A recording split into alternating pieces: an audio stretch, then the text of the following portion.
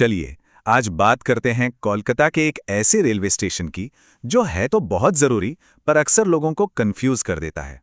जी हाँ, हम बात कर रहे हैं शालीमार स्टेशन की। हाँ, ये सवाल तो मन में आता ही है ना? भाई, कोलकाता में ट्रेन की बात हो तो जाहिर है सबसे पहले हावड़ा का ही नाम आता है।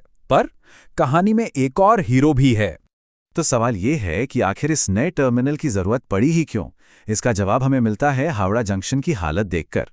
जरा सोचिए, दशकों से मतलब फॉर डेकेड्स ये स्टेशन सिर्फ कोलकाता ही नहीं बल्कि पूरे पूर्वी भारत की लाइफलाइन रहा है। लाखों लोग, हजारों ट्रेनें, सब कुछ, एवरीथिंग यहीं से गुजरता था। लेकिन जैसे जैसे शहर की आबादी बढ़ी, इस एक स्टेशन पर प्रेशर इतना बढ़ गया कि संभालना मुश्किल हो गया। मतलब बेहिसाब भीड़, ट्रेनों का जाम और पूरे इंफ्रास्ट्रक्चर पर जबरदस्त बोझ। तो ये तो साफ था कि अब कुछ नया करना पड़ेगा। और बस यहीं से एंट्री होती है शालीमार स्टेशन की। ये सिर्फ एक और स्टेशन नहीं था, बल्कि एक सोची समझी प्लानिंग थी, एक सल्यूशन था। तो शालीमार का मेन पर्पस क्या था? सीधा साधा हावड़ा का बोझ कम करना। इसे एक मॉडर्न टर्मिनल की तरह बनाया गया जहां से कई लॉन्ग डिस्टेंस ट्रेनें अपनी जर्नी शुरू और खत्म कर सकें। अच्छा, तो इसके बारे में कुछ बेसिक फैक्ट्स जान लेते हैं।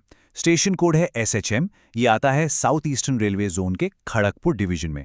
और लोकेशन की बात करें तो ये हावड़ा जिले में ही है, हुगली नदी के उस पार। तो अब आते हैं मुद्दे की बात पर। यहां से कौन कौन सी बड़ी ट्रेनें चलती हैं? इस लिस्ट में कुछ बहुत बड़े नाम शामिल हैं, ध्यान से सुनिएगा। मुंबई के लिए ज्ञानेश्वरी एक्सप्रेस, पुरी के लिए धौली और श्री जगन्नाथ एक्सप्रेस, और सिकंदराबाद के लिए ईस्ट कोस्ट एक्सप्रेस। और हाँ, एक बहुत ही खास ट्रेन, इंडिया की सबसे पॉपुलर ट्रेनों में से एक, चेन्नई जाने वाली कोरोमंडल एक्सप्रेस, वो भी अब यहीं से चलती है। अब आता है सबसे प्रैक्टिकल सवाल। अगर ट्रेन शालीमार से है तो भाई साहब वहां पहुंचे कैसे? देखिए, सबसे पहली और सबसे जरूरी बात जो समझनी है, शालीमार स्टेशन और हावड़ा स्टेशन ये दो अलग अलग जगहें हैं। भले ही ये आसपास हैं, पर शालीमार जाने के लिए अलग से जाना पड़ेगा। दोनों स्टेशनों के बीच करीब करीब 8 से 10 किलोमीटर का फासला है।